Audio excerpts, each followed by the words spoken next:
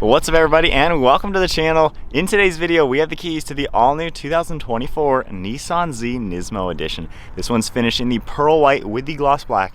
MSRP is $68,000 for this particular spec. Let's get right into this new sports car, identical spec to my old 2016 Nismo 370, which is super cool to take a look at. Let's get right into this new sports car. Underneath the hood of the 2024 Nissan Z Nismo, you're going to find the 3-liter twin turbocharged V6 engine, now pumping out 420 horsepower with 384 pound-feet of torque. It's only paired to the 9-speed automatic transmission, which does have revised shifting maps. It can do 0 to 60 in 4 seconds, has a mechanical style limited slip rear differential, also weighs in around 3,700 pounds and runs on a 16.4 gallon fuel tank. You can also expect 17 miles per gallon in the city with 24 out on the highway. Overall length is 173.2 inches with wheelbase at 100.4.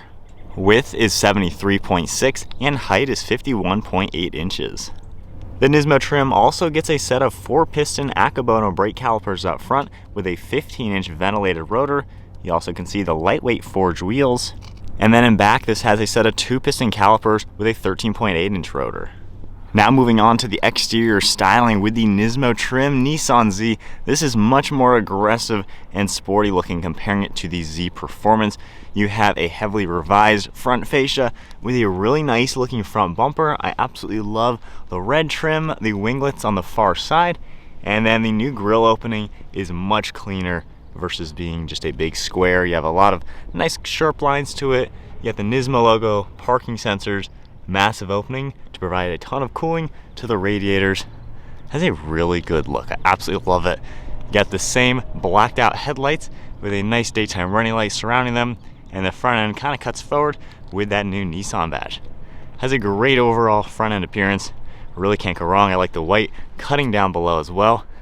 You can see one sharp body line in the center part of the hood, and then a nice Y shape in the top of the hood. Really good look overall. And then making our way to the side, like the previous generation, you're gonna have these nice wheel arches, these little fender flares that make its way around the wheel, and then a nice look at the raised wheels. They're 19 inches, finished in gloss black, and you have a sticky set of Dunlop performance tires. You're also gonna have a much updated suspension as well as stiffer chassis comparing it to the Z Performance.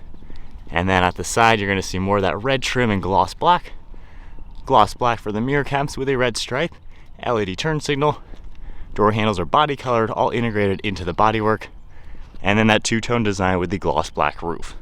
Has some sharp body lines up on top, along with a shark fin antenna, and then a gunmetal gray for that katana blade for that roof line and the Z logo. Really clean side profile with that low-slung coupe appearance, just like the old school Zs. You have your massive fuel cap, nice fender flare as well, with a good bulge around it. And then new for the Nismo is a 3-piece spoiler. You can see how it's finished off in body color, making the rear end look a lot more aggressive and wider. The Nissan Z also has a beautiful set of LED taillights, super old school with that retro design. I love how the red is all integrated and it's all super smooth for the back. You can see the gloss black trim piece with the Nissan badge, rear view backup camera, Nismo logo in the center, and then more of the red trim along with its rear diffuser and your dual exhaust tip. Great looking rear end, just looks like a classic Z. And then moving to the rear quarter view, definitely a nice low slung sports car, and the two-tone design and new body kit really make it stand out. Onto the key fob, we get lock, unlock, panic button, a Nissan badge as well. Super simple, old school key, nothing too fancy about it. We also do have the button on the door handle you can just tap, and that will lock or unlock the car. And then moving to this interior finished off in the graphite color, you have a lot of red accents. And then moving to the door panel, just like the standard Z, finished off in a black plastic material. We also have this Alcantara and synthetic leather material for the entire armrest, grab handle, as well as all of your controls. Release handle up on top with lock and unlock, air vent, Bose audio, and then a little bit of storage. This one has the illuminated door sill with Z, got Nismo floor mats, and then my favorite feature is the bucket seats from Recaro. You have 2 dials right here to adjust the base. Really nice design with the smooth leather, contrast stitching, and then you can see the black Alcantara with perforations, red accents throughout it. Nice deep base, and then for the backs you have huge side bolsters, red leather, Recaro logo, Nismo up on top with more of the two-tone color. Really cool looking design. And then the steering wheel, 3-spoke design with Alcantara stitching, as well as the leather stripe up on top. And then now sitting in the Nismo Nissan Z, keeping my foot on the brake, we can tap this aluminum red start button and fire it up.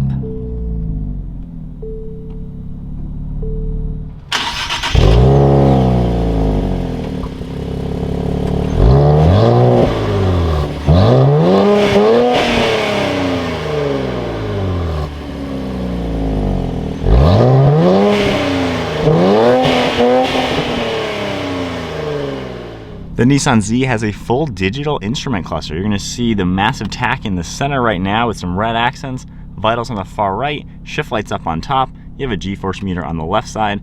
You can configure a few different things in here. You can see G-force meter, boost gauge, and tire pressure. And then this is also configurable. If you tap the icon over here, we can change the view. You can go into a more traditional design in normal, just looks like your typical car. And then you can go into a more typical view if you go down into enhanced. So from here you got nice big screen right in the center. You have settings you're able to go through. You can scroll left and right, see safety information, audio, navigation, a few more vitals within the car, and then a few different trip information. So nice to see what you have. Of course, the sport mode is the one you'd want to stick with from the day-to-day. It looks fantastic for the interior. We also have the Z badge right in the center, Bluetooth and audio over on the left side, and then cruise control on this right side. There's also a nice set of steering wheel mounted paddle shifters, just like in the GTR. And then we have the stock on the right side for windshield wipers, and then turn signal and headlights over on the left. To the left of the steering wheel, we have your traction control icon, small air vent, and then up on top we have a few of your gauges. You can see on the far left side we have the turbo boost, turbo RPM, and then your battery volts. Pretty smooth dash, all just finished in black. We have this vinyl material down below, some contrast stitching, air vents up on top, and then a typical screen you would find in basically all the new Nissans. You can swipe left and right, see all of your different home screen designs, and then we have shortcuts down below, navigation, we have settings as well you're able to go into. Nothing all too amazing out of the screen. You do have shortcuts down below, which is a nice touch, just to keep it pretty simple. And then going into reverse, we have our backup camera. Decent graphics, nothing again too fancy for the tech, but does the job with all of your guidelines. And then down below, just like on the old 370Z, we have your physical climate controls, all of your different zones, temperature, fan speed, 2 USB ports and storage. And then we have our drive mode select, also finished in that red. So if I go here, you can see we have the standard, sport, and sport plus. Particularly, this is going to adjust the shifting and just a little bit of the throttle. We have our 9-speed control right here. A little bit of a cool contour throughout it, manual parking brake, trunk release button. One of your cup holders right there. You can also press this open and you can see a little bit of storage in your secondary cup holder. You can also slide this back to have better access to it. And then another look at the seats. The passenger seat base is actually the standard seat, while the driver's seat has a Recaro base. Both seats will have the same back though, with the nice back bolsters. Then we have our glove box over here with a good amount of storage space, a 12-volt down below. And then one last look at the interior. Nice and sporty comparing it to the standard vehicle, particularly the steering wheel, a few more red accents, and then the bucket seats. Black headliner, all of your dome lights up on top, and then garage door openers on the mirror. And then if we take a look behind the seats, there is some storage cubbies. You can see a nice one right behind it, along with the other seat to make this pretty practical, and there is a glove box behind the passenger seat as well. So nice to see that type of storage.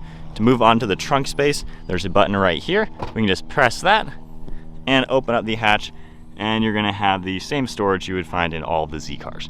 So kind of shallow, but it is a pretty wide area, making its way into the cabin as well. So pretty nice to see the storage. Of course, it's a small 2-seater, but nonetheless, it's a pretty practical sports car. All right, setting off now in the Z.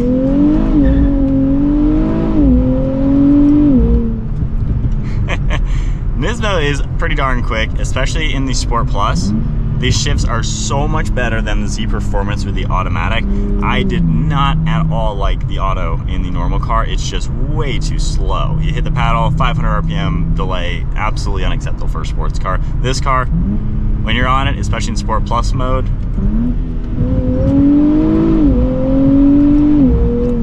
it responds the way it should. So thank you, Nissan. You guys doing this a heck of a lot better. The chassis stability is so much better as well. The brakes are good.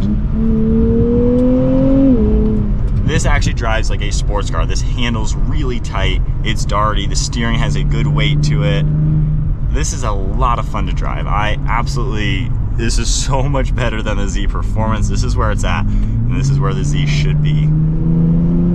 So much power from the engine. There's a little bit of turbo lag, and then it kicks, and it just takes off. If we go into sport mode, hard to really tell a difference, I would say. I would pretty much either drive it in normal automatic or Sport Plus manual. Those are the two ways I would drive this car.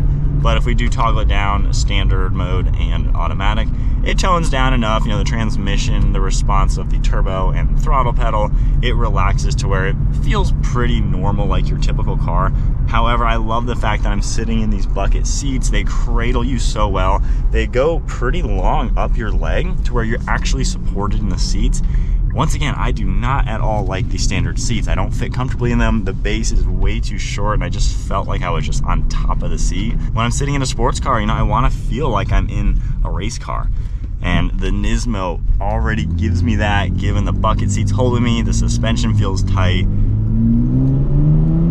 Everything about this car just feels so much better. It's tight, it's lively, it's fun to drive. Some drawbacks, the tech isn't anything fancy for a 2024. Obviously, it feels like a lot of the 370Z stuff in here, which is a 15-year-old car. So a lot of the interior is 370Z. However, you know, I like the old school feeling, and a lot of people like that. This car does have a really cool gauge cluster. I think that is awesome looking. This screen, I wouldn't mind like a sport screen on it to kind of match the center gauge cluster, just to give you a more performance-focused look on the center one. But the biggest thing you're going to notice when driving this car is just, it is a blast. It is fun to play with.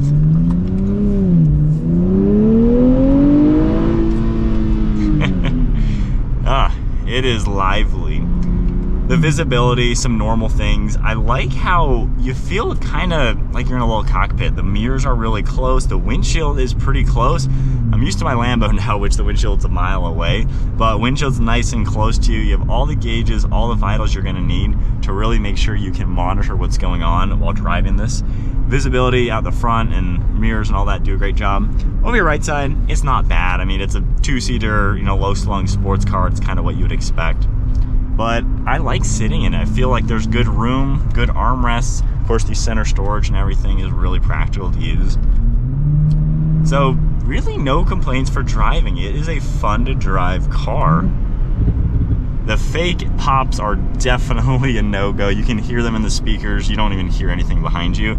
So I wouldn't mind real exhaust modes versus the fake speakers. But it is really fun.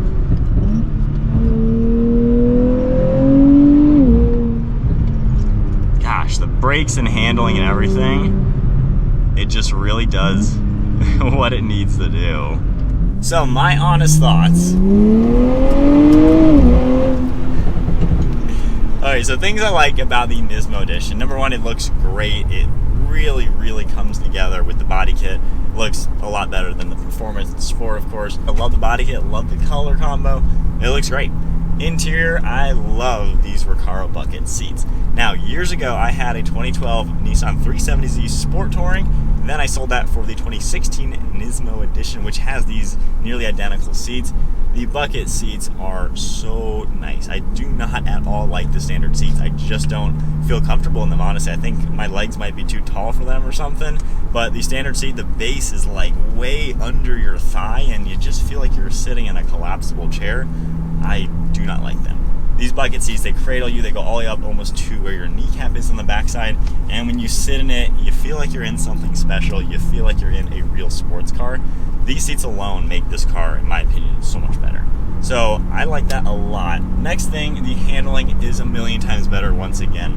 So we've driven a ton of the Nissan Z Performance. And as you know, I was gonna buy one, but then I bought a Supra instead, mainly because every single performance aspect with the Performance Z was too soft. The handling was soft, the steering was soft, the shifting was delayed.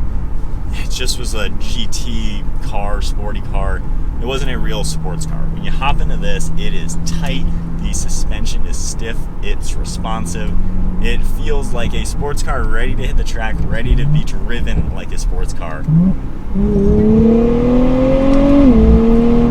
Quick shifting, good brakes. The steering is really heavy and direct. This is fun. I've seen a lot of mixed reviews with the Nismo Z. I drove one recently just on some city roads, but driving it on my favorite little back roads by my house, this is so much better than the other Z, and I think it gives you the drama that it was missing. The other car was just kind of boring in my opinion, but man, this is fun. Biggest drawback is going to be the price. This is $68,000. My 2023 manual Toyota Supra was $58,000. So you're talking 10 grand more than the comparable Supra, even if you go with an automatic Supra, of course. That is a tough call. Personally, I don't really see why this is 10 grand more. I'm going to make a full comparison with my Supra in this, but this is also more expensive than a BMW M2, which once again, you can get a manual transmission. So I don't know why there's no manual. Obviously, Nissan had the resources. When the Z came out, they were all about pumping out how, look, we offer this in a 6-speed manual. And then the good one comes out, the Nismo, and it's automatic only, which is kind of a letdown. Now, not gonna lie, this 9-speed is a lot of fun, a lot better than the other one, and I don't really have a complaint with this transmission. You know, my wife and I have been cruising in this car recently. She likes it a lot. You know, she has got the Audi RS3, which once again was cheaper than this car. I don't know where Nissan's head is at, honestly, with the pricing. I just feel at least 5 grand overpriced. I wish this was a price with the Toyota Supra. I think that would just make it way more competitive. But at least it is a good car. It's fun to drive. It gives you what you want in a sports car.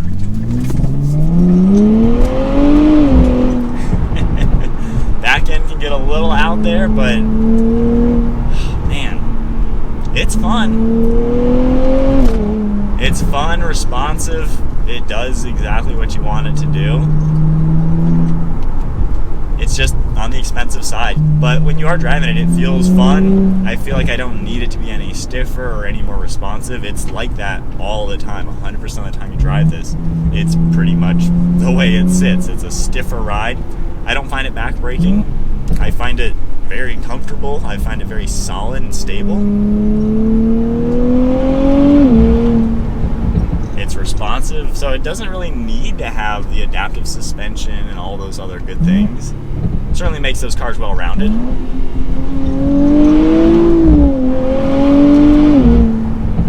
But, man, I don't know. I'm torn. The good news is I'm thoroughly enjoying driving this. I would love to buy one, honestly. I could totally see picking one of these up. This is the Z to get. This is the fun one. This is the performance one. This has everything the Z should have. I love this car. I really enjoy it. The price is a little bit up there. But that is it for my review on the 2024 Nissan Z Nismo.